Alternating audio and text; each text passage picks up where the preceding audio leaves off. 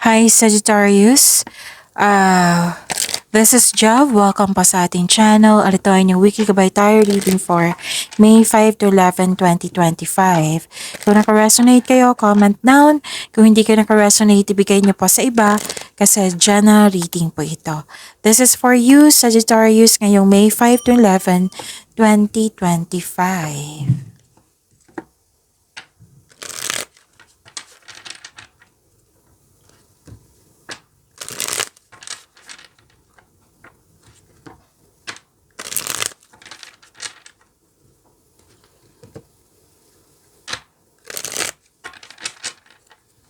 Para po ito sa inyo Sagittarius ngayong May 5 to 11, 2025.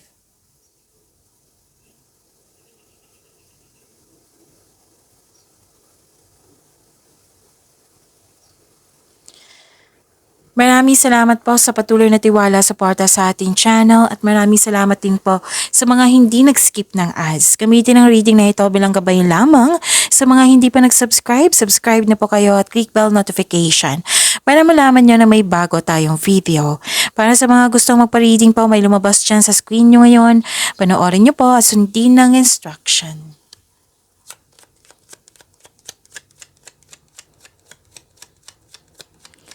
Spirit Guide, mga ganap po para kay Sagittarius ngayong May 5 to 11, 2025. I need 3 cards po.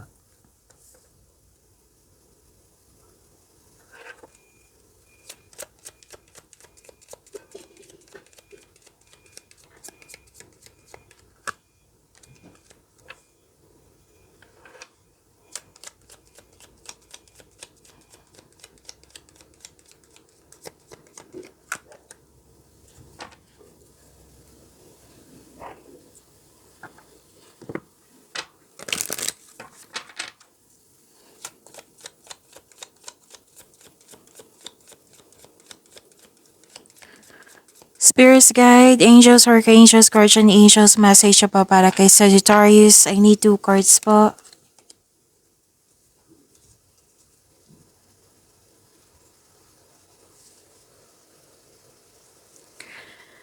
Wow, this is good. Ang ganda. Change for the better. So, huwag kayong mag-alala sa mga pagbabago po kasi for the better, for your good. At may nakita ko dito makakatanggap ka ng good news. Pwedeng paglilipat din ito sa malayong lugar or bibigyan mo ng aksyon yung matagal mo ng plano. Nakita ko rin dito may in-announce ka sa grupo ng tao at nagulat sila. At may nakita rin ako ditong malaking influence ng isang babae po. Tapos masaya kayo kasi may ganap na success at positive outcome and you deserve this joy and happiness, Sagittarius.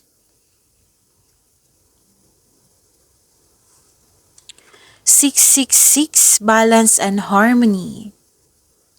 So seek balance and harmony in all aspects of your life. It will lead to peace and success. Wow! Dalawang card na nagsabi niyan ha, na may success, may peace pa. So, 3939. So, tatlong card na. So, full success. So, ayaw niya mag-focus. Okay. Your soul's evolution aligns with success. Embrace inner transformation for a fulfilling future across all aspects of life. Wow, ang ganda naman. Tatlong card na nagsabi mismo niyan ha. Sa claim niya po, Sagittarius.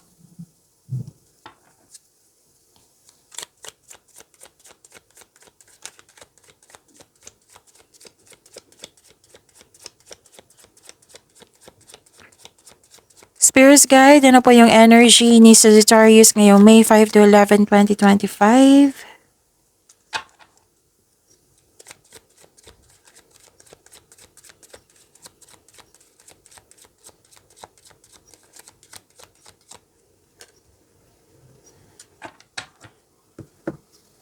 Kung may narinig kayo or may nakita kayong repeating message, like for example, nanood kayo sa Monty Gabay Tarot reading nyo, tatlo po yan ha. Oo, so panoorin nyo po kung gusto nyo po.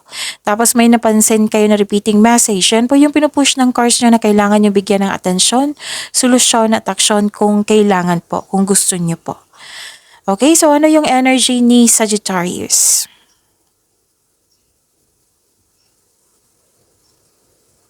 Wow, na-overcome yung obstacles, overcoming obstacles, overcoming challenges, kasi hinarap mo. Oo. So, you don't know your own strength until it is tested. So, na-overcome mo na. You have you have confidence and persistence. So, ang ganda. Hinarap mo yung mga challenges dyan at na-overcome mo po.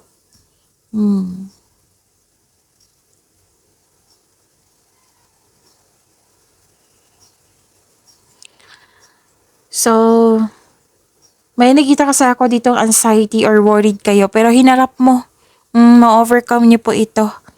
Okay? So, may nakita rin ako dito na kailangan mo ng kausap. Kung may trust issue kayo sa ibang tao, then baka mahilig kayo sa journal or diary kasi it will lead you to become at makapag-isip ka ng maayos, makapag-isip ka ng solusyon.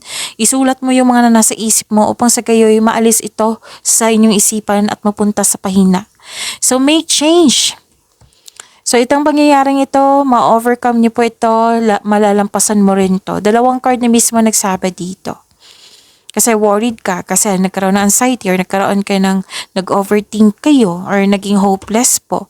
So, pwede din stress. So, ma-overcome niyo po ito, don't worry.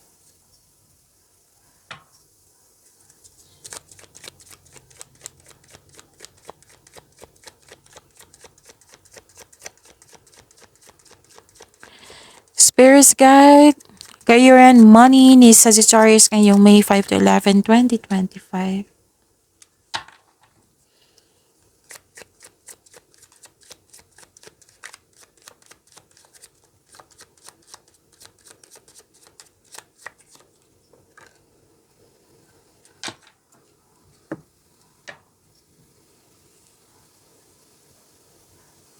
Sa career and money niyo po, palagay ka dito, wow, this is wealth and generosity. Ang pagtaas ng tagumpay sa pananalapi at katatagan ay nasa iyong kamay na. Sagittarius, claim niyo po. May parating na kasosyo or may magbibigay ng tulong sa iyo para makamit mo yung layunin mo sa buhay. Financial stability, nakikita ko dito. May energy ng isang boss dito, pwedeng kayo ito, or may energy ng isang boss na magiging maganda yung influence niya sa iyo kasi makakatulong ito sa inyong stability sa inyong career and money. So, magaling kayo na leader, sabi po ng card niyo po.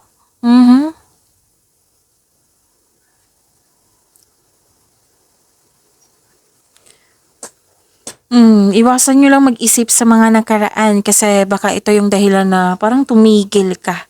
Okay, magkakaroon siya ng stagnation sa mga nangyari na. So, you have to let it go.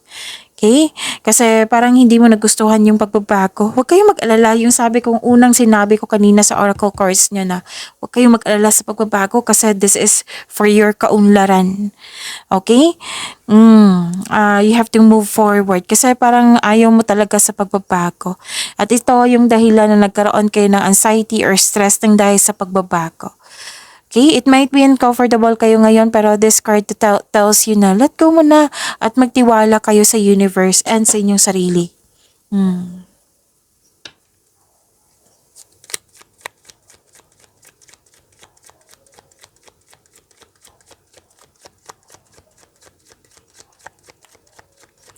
Spirits Guide, Love Life, Self-Love, Partnership, and Romance ni Sagittarius ngayong May 5 to 11, 2025.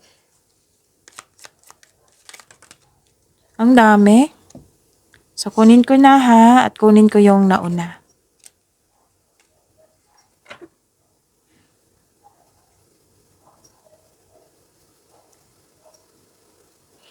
Okay, marami kang iniisip dito. Oo, marami kang iniisip dito. Parang pinipili mo yung tao na kung sino yung totoo sa'yo. Oo. Pwede din sa mga single to na iniisip nyo kung sino yung parang pumipili kayo dito or yung pinipili mo yung tao na kung sino yung totoo sa'yo. Pwede din sa buhay mag-asawa to, sa mga relasyon.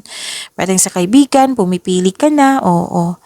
Tapos, may temptation ako nakikita dito sa mga relasyon eh. So, alam niyo naman kung ano yung temptation. So, better hanggat maaga, so iwasan. Okay? Pwede na nag-iisip ka sa isang tao na nagkaroon ng temptation. Nagmuni-muni kayo dito, malalim ang iniisip. At you're building stability, conserving resources, whether single ka man, may relasyon sa buhay mag-asawa, may project kayo, basta may sense of stability na gusto nyong ma-reach. Kaya naging masipag kayo, kasi gusto nyong ma-reach. Gusto nyong magkaroon ng pag-level up. At naging hard worker kayo. May nakita ko dito, it might be this is a group of people na hindi nagkasundo. Oo. Or nagkaroon ng delay. Or hindi ka kontento sa status mo ngayon. May nakita kong disconnection dito or tampuhan, pero may opportunity ka to turn the situation around. Kailangan lang po ng mahabang pasensya po. So yun, pagyamanin niyo po yung blessings sa binigay sa inyo. Sagittarius, see you tomorrow. Maraming salamat po.